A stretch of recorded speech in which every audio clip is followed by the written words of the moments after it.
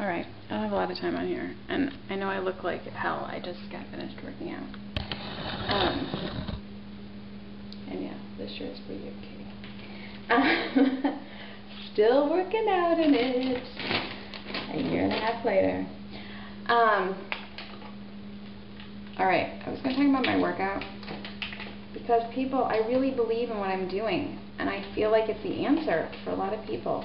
So I just still want to stress what I'm doing in case people still haven't tried it or don't understand it. I'm walking. Believe it or not, believe it. I'm walking at only 3. I'm preparing some pork right now, so sorry about that. I gotta multitask. I'm walking at 3 miles per hour. I'm short, so I will say if you're not a midget, and I don't say that in an offensive way, you might need to up that up to 3.5. I don't know.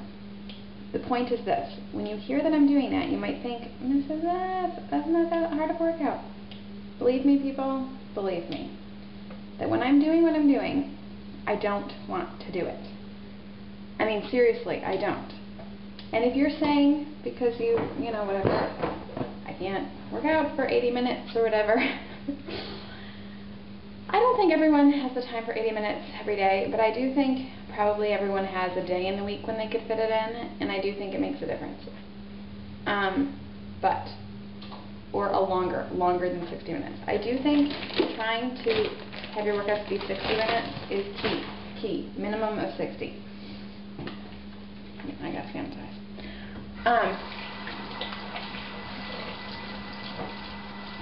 So here's what I'm saying. I just want to review exactly what I'm doing, for those people who don't know, and to reaffirm that the workout is challenging. Even going at a slower pace, what I'm doing with my inclines is I am literally challenging myself as much as I humanly think I can do during that interval. So, I'm going 1 speed the whole time. Then I'm alternating every 2.5 minutes, because I'm on a treadmill and I'm doing it. For me, I cannot work out as hard outside. I can't push myself as hard as I can on the treadmill. And I kind of think that's why on Biggest Loser they use treadmill workouts most of the time, or a machine. Anyway, so each loop on my treadmill I have like a 1/4 mile track, obviously, and so halfway through that loop, every 2.5 minutes I change my interval. I give myself a complete rest at an incline of 0 for 1 interval, and then I work out as hard as I feel like I can do. And that obviously increases as my fitness level increases, or on that particular day, but I will tell you, I had no sleep last night, and I still was able to work out for 80 minutes today, and I'm incredibly proud of myself, because I was really having a hard time. And so I've been alternating my incline. Typically my high incline is 9. Lately this week I've been able to push it up to 12, which is the maximum on my machine. And when I'm doing it at 12, people, I can't wait for that interval to be over soon enough. Like, I just feel like I can't handle it. And I need the 0 rest in order to be able to go on. So that's how hard you should be pushing yourself, to have this type of slower paced walking workout work. Because I think the idea of walking 3 miles an hour doesn't sound like, oh, I'm fitter than that. You're walking serious hills by doing the incline. It's not just going steady up. Your body has to continually readjust to the incline. You're not getting used to it. You're not acclimating to it. It's very difficult. So, and I will tell you that the hardest time, so if you're like saying, but at 30 minutes I think I'm going to die, I do too. I really do. Between 20 minutes and 45 minutes is the hardest part of my workout. After 45, the endorphins kick in and you can do it. You can make it to 60. I promise you. If you can just make it past, I don't think about it as I'm on here for 65 or I'm on here for 80 minutes. I really just try to make it through that 5-minute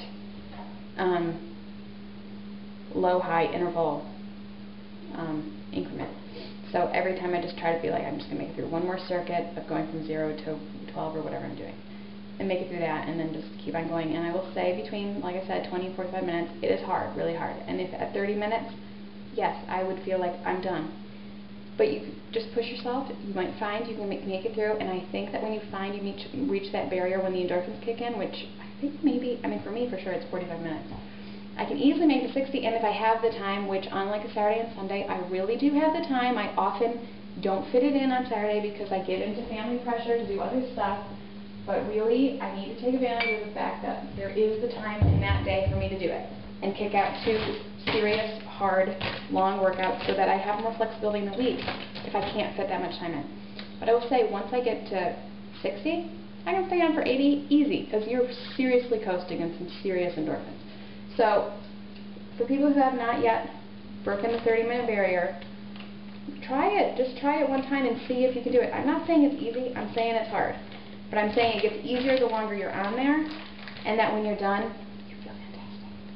I mean, you feel so good that you would be willing to post pictures of yourself, you know, with your crazy stretch marks hanging out, and you know, I felt that good before.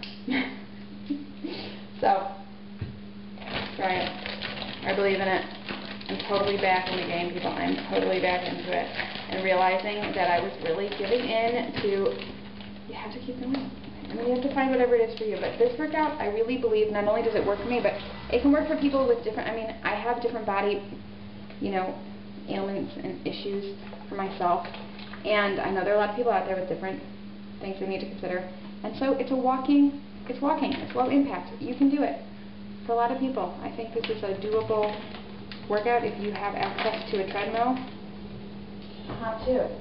I will also say, for people who are wondering about buying a treadmill was the greatest thing I ever did for myself. I have many times over belonged to gyms and spent more than I ever would have spent on a treadmill, never to go, because any type of obstacle between me and the workout is one too many. I'm just one of those people. And obviously it's more than paid for itself at this point. And I believe, I mean, if that might work for you too. Plus, it allows me to have it in front of a television where I have the shows that I want to watch. That's also key for me.